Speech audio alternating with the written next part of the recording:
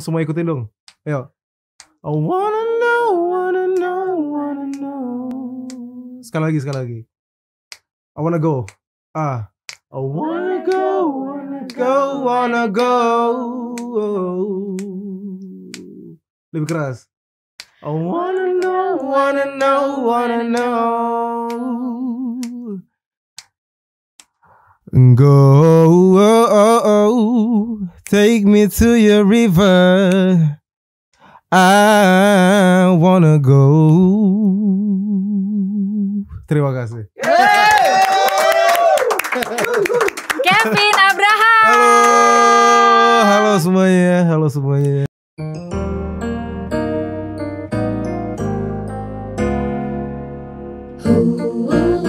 Pakai hati kita. Kevin, aduh enak banget ya suaranya. Bener ya. Minder, disuruh ikut gabung lagi kita nyanyi. Kan gue deket banget nih sama ininya. Mikrofonnya jadi agak ngejauh. Ketahuan nanti suaranya. Vin, apa kabar Vin? Puji Tuhan, alhamdulillah baik. Kakak gimana kabar? Sehat banget aku. Alhamdulillah. Semangat banget nih. Harus dong. Semangat banget abis dengerin suaranya Kevin. Luar biasa. Sekarang aktivitas apa Vin? Aku untuk akhir-akhir ini aktivitas nggak banyak ya, karena lagi kondisi era pandemi gini ya. Jadi gue paling studioan terus sama reguleran di kafe karena gigs gede nggak ada.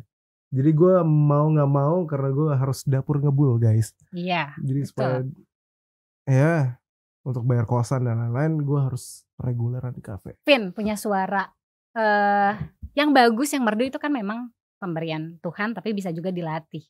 Bisa dilatih. Kevin tuh akhirnya terjun di dunia musik itu dari mana Vin? Wah kalau dibilang panjang banget. Jadi dari awal deh. Gue asli Timur, gue asli K, dan Pulau K itu kayak di Maluku Tenggara di dekat Samudra Pasifik. Lahir besar di keluarga pemusik. Kakek gue pemusik, nenek gue gitaris. Kakek gue pencipta lagu pertama. Terus nenek gue gitaris, dia main kolintang juga. Nyokap gue penyanyi, masih nyanyi sampai sekarang masih nyanyi. Dan bokap gue, almarhum bokap gue sebelum meninggal bokap gue DJ. Oh DJ juga. DJ. Ini keluarga paket lengkap ya. DJ. Dan dia manajerin band nyokap gue. Jadi dulu nyokap gue ketemu sama bokap gue itu karena bokap gue manajerin bandnya nyokap gue. Cinlok gitu kan. Cinlok. Terlahirlah Kevin. Terus Vin masa kecil Kevin tuh gimana? Memang udah diarahin ke musik gitu sama mama papa atau karena emang sering ikut? Gue mungkin cerita dikit ya, soalnya itu kayak akhirnya gue bisa terjun ke musik itu. Jadi awalnya gini, nyokap bokap gue itu pemusik dan gue bilang tadi satu band.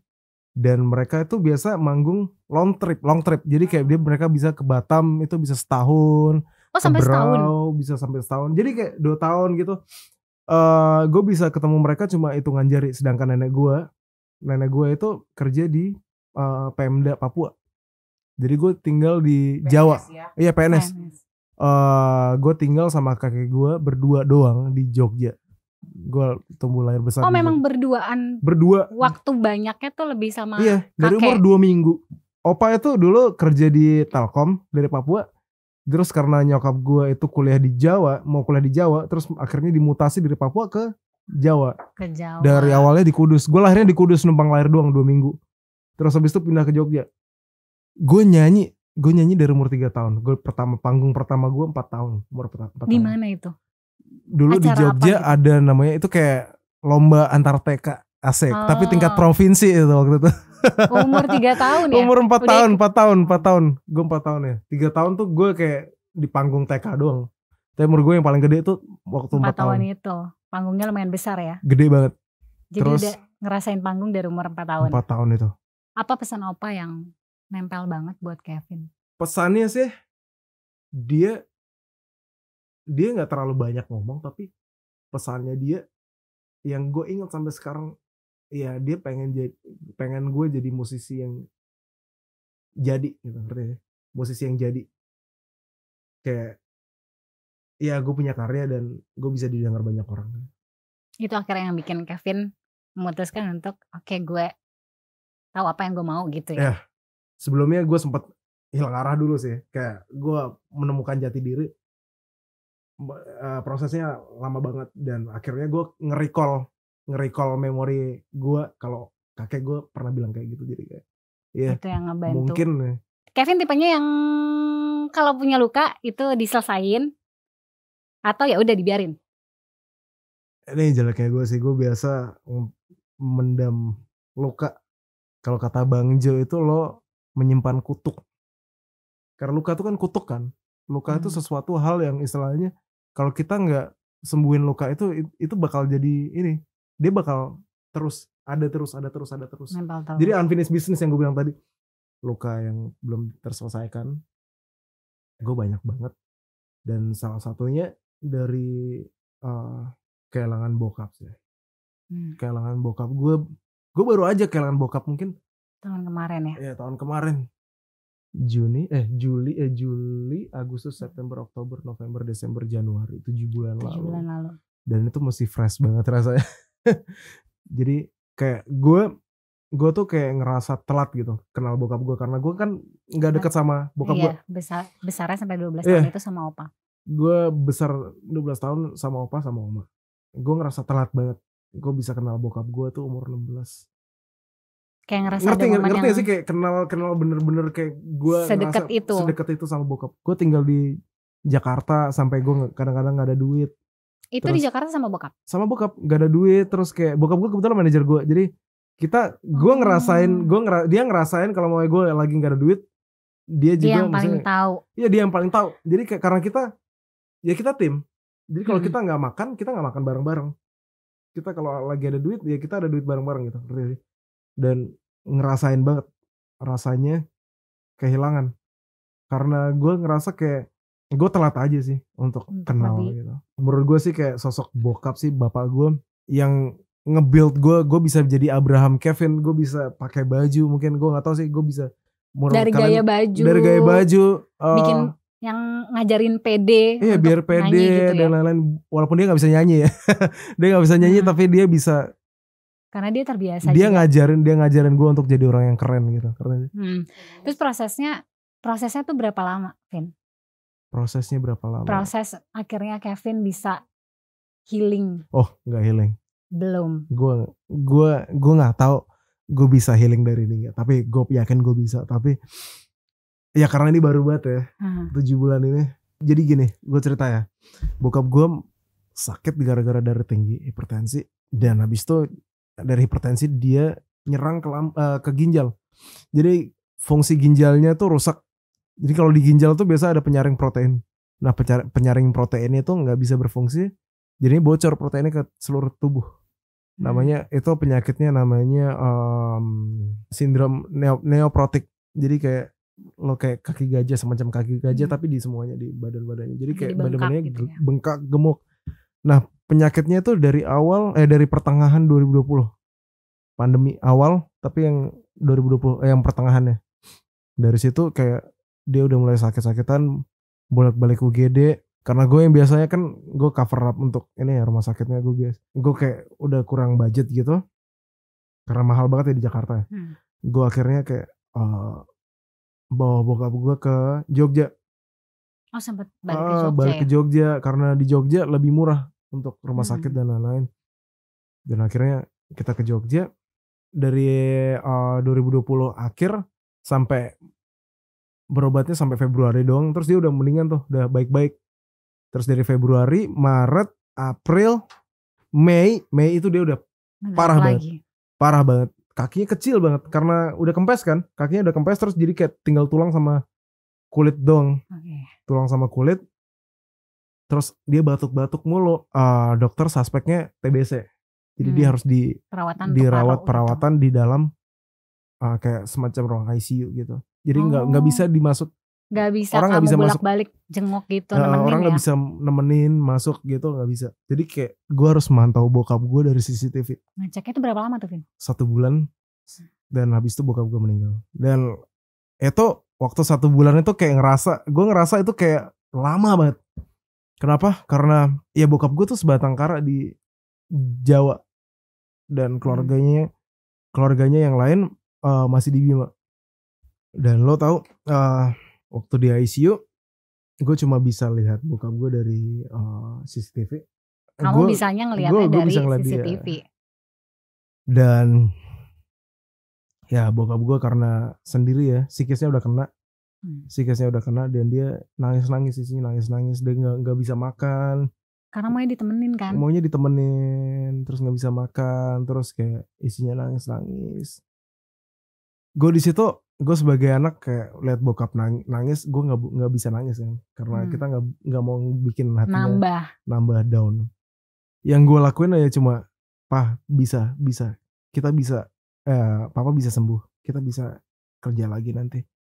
Terus kayak gue bilang kayak untuk kuatin dia, nanti kita liburan lagi terus dia nyemangatin, ngasih tahu yang nyemangatin dan kasih tahu. Dan gue ngerti banget kenapa bokap gue bisa kena mentalnya. Gue ngerti banget kenapa dia bisa hopeless sih. Jadi ini tuh luka yang rasanya masih fresh 7 banget bulan, tapi kamu kan ngalamin nemenin bokap tuh lebih dari 7 bulan itu juga gitu. Dan ini bagian pecah banget sih. Gue seminggu sebelum bokap gue meninggal, ini ada keajaiban gue bisa masuk ke ruangan itu. Waktu itu gue pertama kali masuk, gue liat bokap gue tuh kayak udah matanya kosong, tapi dia liat gue, dia nangis, terus kayak dia bilang, kamu kemana aja malaikatku, bapak dari kemarin nyariin kamu, maksudnya kamu temenin papa di sini, peluk bapak. Gue nggak pernah denger bokap gue ngomong kayak gitu. Bokap gue orangnya cuek banget kan. Untuk selama 22 tahun ini, untuk pertama kalinya gue denger dia ngomong kayak gitu. Dan gue mikir it's some serious shit bro.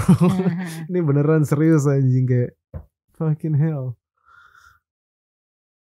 Soalnya gue ada sakit mental juga, gue ada psikosomatis. Dan psikosomatis itu kalau mamanya kayak, let's say kalau mamanya gue lagi cemas, gue bisa telepon dia.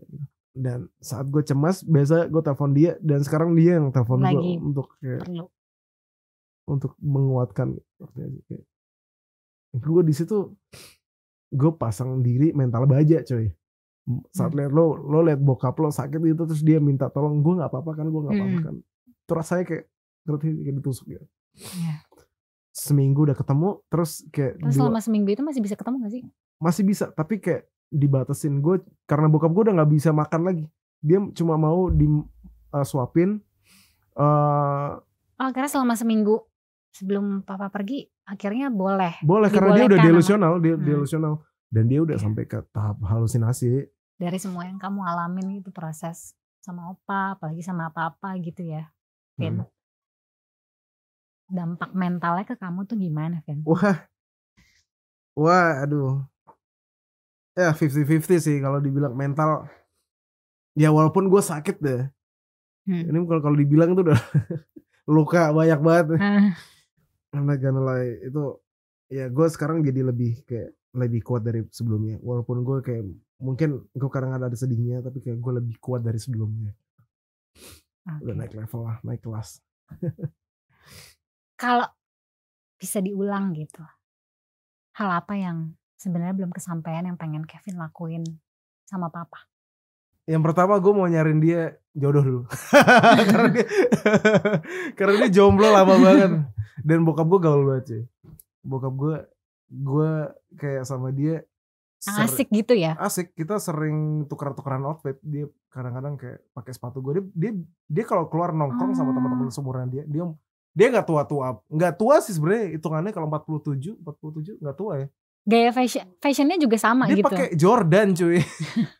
Dia pakai Jordan, terus pakai skinny jeans, terus pakai baju-baju gue gitu. Maksudnya gue ngerasa gue dididik dengan layak sih sama bokap gue.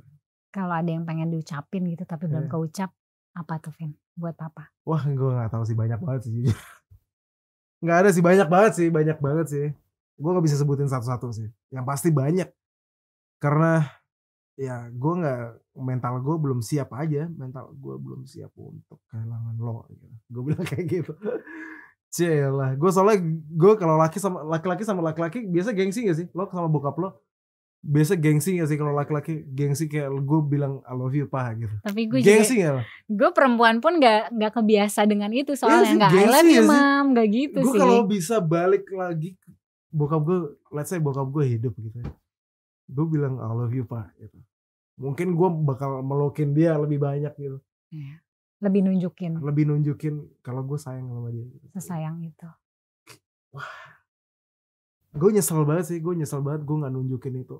Dan gue pengen banget ke kalian semua yang nonton di sini, kalau lo masih punya bokap nyokap utuh kayak lo abis nonton video ini atau yang ada dari ruangan ini, kayak lo nelpon deh dengan nelpon atau lo peluk dia atau say I love you or something, atau orang terdekat lo, orang yang lo paling sayang, atau soalnya nggak tahu cuy tunjukin, bokap gue tuh cuma sebulan doang dari sehat-sehat terus tiba-tiba ya, walaupun sebelumnya ada sehat malah ada sakit-sakit, tapi kayak abis itu sembuh terus kumat lagi, dan kumatnya sebulan langsung nggak ada. Dan ya itu aja sih, itu kayak sesimpel itu gak sih? Kayak tadi kan Kevin juga sempat cerita kan kalau Kevin lagi kena psikosomatis, yes. Itu orang pertama yang dicari buat nguatin tuh papa. Ya. Bokap gue. Jadi gini, psikosomatis, gue jelasin psikosomatis gue. Psikosomatis, psiko itu adalah pikiran, soma itu adalah badan. Jadi psikosomatis adalah pikiran yang mempengaruhi kinerja badan. Jadi gue tuh psikosomatis, gue tuh kalau mamanya gue ngerasain sesuatu ya, let's say gue kalau mikir, aduh kaki gue kesembutan, kenapa ya gue, mungkin gue lumpuh beneran. Jadi kayak pikiran gue kuat banget sampai mempengaruhi kinerja tubuh gitu. Gue pernah nggak bisa jalan 4-6 bulan. Gak bisa jalan sempoyongan gara-gara kayak gue mikir gue lumpuh beneran cuy.